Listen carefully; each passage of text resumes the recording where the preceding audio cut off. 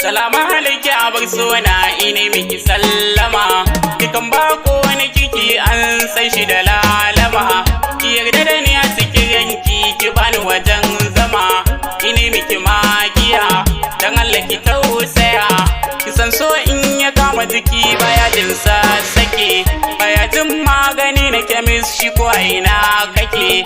Da ya zo lokaci da shi a take shiga yake. Kin san so da takura ya sani dan mara.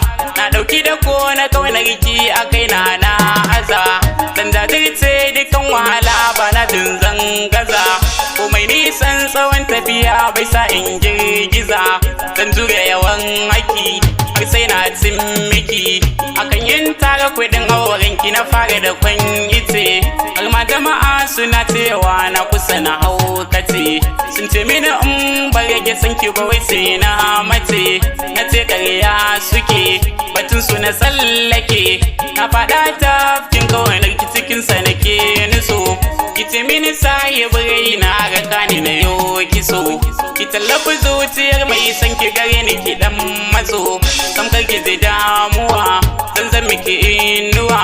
Dan na yarje zan bada dukan abin da na mallaka.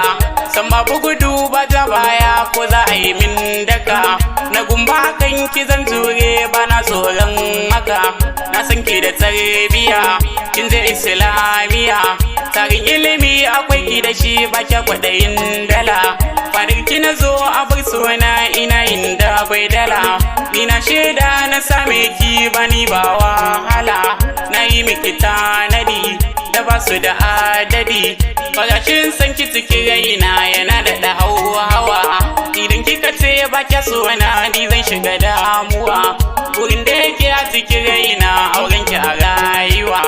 Adalci zan miki san ba zancen saki dan zuciya kin ciki. Sohu Record.